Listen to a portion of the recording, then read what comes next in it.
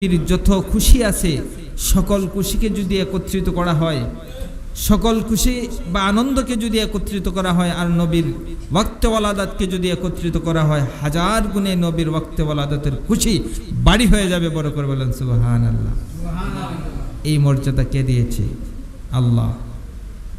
আল্লাহ রাব্বুল ইজ্জত আমার নবীকে সেই মর্যাদা দিয়েছেন, সম্মান দিয়েছেন।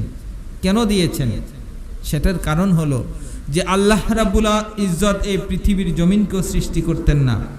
আকাশ বাতাস তরুলতা বেহেশত দুজক যা কিছু আছে আরশ কুরসি থেকে ধরে 18,000 মাখলুকাত 80,000 আলম যা কিছু আছে কোনো কিছুকে আল্লাহ সৃষ্টি করতেন না, একমাত্র সৃষ্টি করেছেন আমার নবীর উসিলায়। বড় করে বলেন সুবহানাল্লাহ। যে নবীর উসিলায় আল্লাহ সমস্ত কুল কায়নাতকে সৃষ্টি করেছেন, সেই নবীর শুভাগমন কি সাধারণ হতে পারে? অবশ্যই না। সেই নবীর শুভাগমন উপলক্ষে আল্লাহ কি স্পেশাল অথরিটি দিয়েছিলেন জানেন?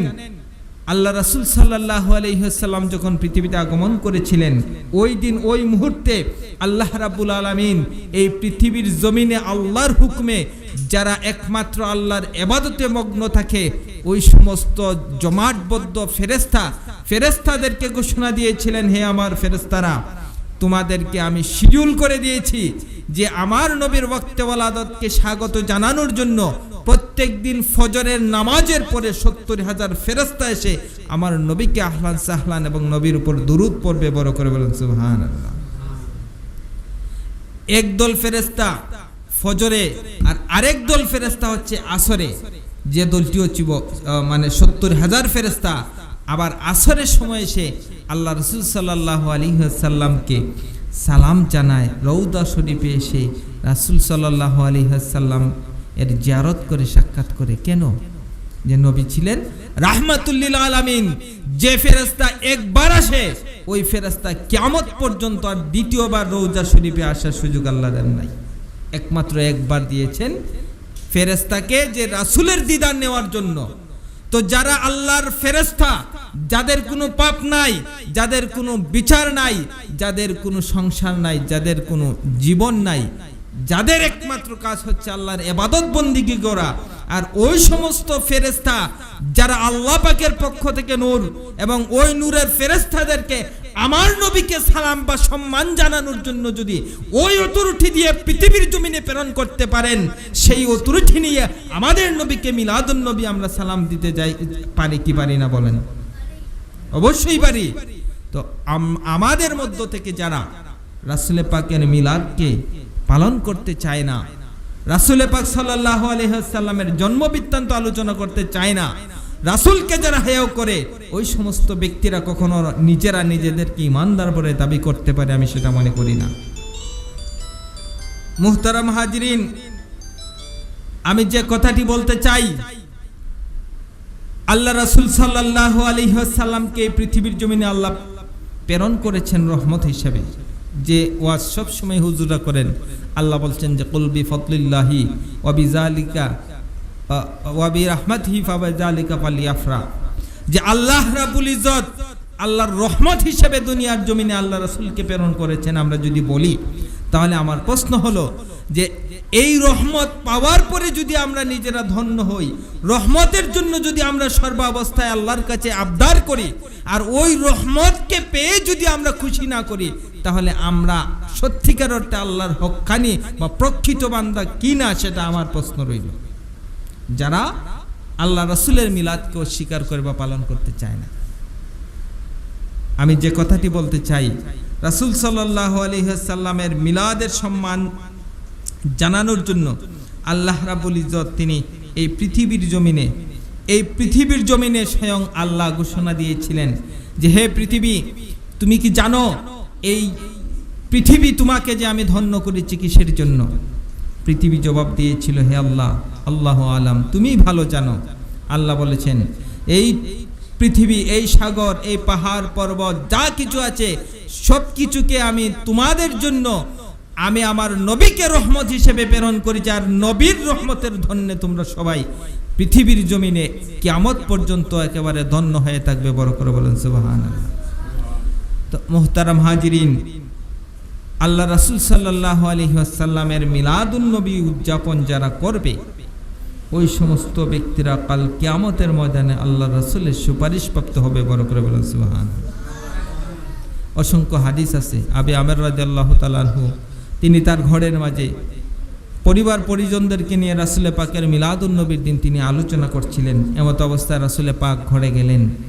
তার ঘরে গিয়ে যখন দেখলেন তখন রাসূল পাক ওই সমস্ত উপস্থিত তার প্রতিবেশী আত্মীয় স্বজন যারা ছিল সকলকে উদ্দেশ্য করে বলেছিলেন যে ওয়াজাবাত লাহু শাফাআতি, তোমরা যারা আজকে আমার মিলাদুন নবী পালন করছো, আমার জন্ম বৃত্তান্ত আলোচনা করছো, কাল কিয়ামতের ময়দানে তোমাদের প্রত্যেকের জন্য আমি রাসূলের পক্ষ থেকে সুপারিশ করা ওয়াজিব হয়ে গেছে। বড় করে সুবহানাল্লাহ।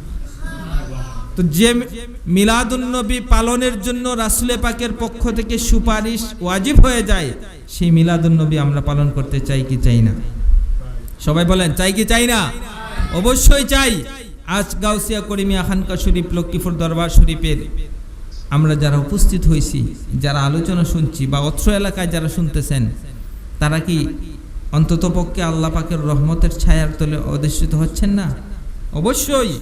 কারণ যেখানে আল্লাহর গুণকীর্তন গাওয়া হয়, রাসূলের শান ও মান গাওয়া হয়, যেখানে কোরআন এবং হাদিসের চর্চা হয়, যেখানে কোরআন এবং হাদিসের ব্যাখ্যা বিশ্লেষণ হয়, যেখানে আল্লাহ পাক এই পৃথিবীর জমিনে যাদেরকে প্রেরণ করছেন ওই সমস্ত ব্যক্তিদের মধ্য থেকে যারা ওই সমস্ত ইবাদতমূলক কাজে, নেক কাজে শরীক হয়ে অংশগ্রহণ করে, প্রত্যেকটি ব্যক্তির জন্য আল্লাহ পাকের পক্ষ থেকে ওই সমস্ত রহমতের ফেরেশতা যাদেরকে আল্লাহ পাক দৈনিক অর্থাৎ ফজরের পরে নুজুলের রহমতের সময় ফেরেশতাদেরকে রহমত দিয়ে পাঠিয়ে দেন।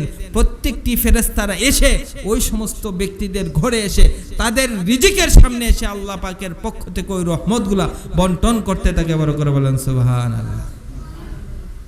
তো যারা এই ধরনের মিলাদ মাহফিল, ওয়াজ মাহফিলে অংশগ্রহণ করে ইবাদত বন্দেগী করে, তারাই কিন্তু ওই রহমতের দাবিদার। তো আল্লাহর দরবারে আমরা ফরিয়াদ করি যে আল্লাহ আমাদেরকে সৃষ্টি করেছেন শুধু দুনিয়ার আনন্দ আয়াস ভোগ বিলাস করার জন্যই নয়, আল্লাহর পক্ষ থেকে আমাদেরকে পাঠানো হয়েছে আল্লাহর ইবাদত বন্দেগী করার জন্য। এখন ইবাদত আমরা করতে গিয়া আমরা দেখা গেছে আমাদের ঘর বাড়ি জায়গা জমি সংসার, তারপরে ব্যবসা বাণিজ্য চাকরি, এগুলো নিয়ে আমরা ব্যস্ত থাকি, অথচ ভালো কাজের প্রতি আমরা আকর্ষণ নাই, আসতে চাই না, বসতে চাই না। চতুর্দিকে আমরা ঘোরাফেরা করি, হোটেলে বসে শাস্টলে বসে আমরা চা খাই, আড্ডা দেই, অথচ খানকা শরীফে ওয়াজ হচ্ছে, মসজিদে ওয়াজ হচ্ছে, একটা ওয়াজ মাহফিলে গিয়ে আমরা কখনো বসতে চাই না। আমাদের মতো দুর্ভাগা এই পৃথিবীতে আর কেউ হতে পারে না। একটা সেকেন্ড, একটা মুহূর্ত যদি আমরা ভালো একটা কাজে ব্যয় করতে পারি, ওই মুহূর্তটা আমাদের জন্য জান্নাতের একটা মুহূর্ত হিসেবে আমাদের জন্য আল্লাহর দরবারে সাক্ষী দিবে। যেটা বলেন সুবহানাল্লাহ। প্রত্যেকটা নিঃশ্বাস, প্রত্যেকটা মুহূর্ত আল্লাহর দরবারে আমাদের জন্য সাক্ষী দিবে, হে আল্লাহ, কাল কিয়ামতের ময়দানে ওই দিনের ওই মুহূর্তটা তুমি রাসূলের শান, তোমার রাসূলের মিলাদুন নবী উপলক্ষে ওই বান্দাটা ব্যয় করেছিল, ওই মুহূর্তটা আমি সাক্ষী দিচ্ছি, এই মুহূর্তের জন্য হইল তাকে তুমি নাজাত দাও। বড় করে বলেন সুবহানাল্লাহ। মুহতারাম হাজিরিন, তো আল্লাহর দরবারে কোনো জিনিসের কমতি নাই। একটা নেক কাজ করলে আল আশরু আমসালিহা, 10টা নেক আল্লাহ দিয়ে থাকেন।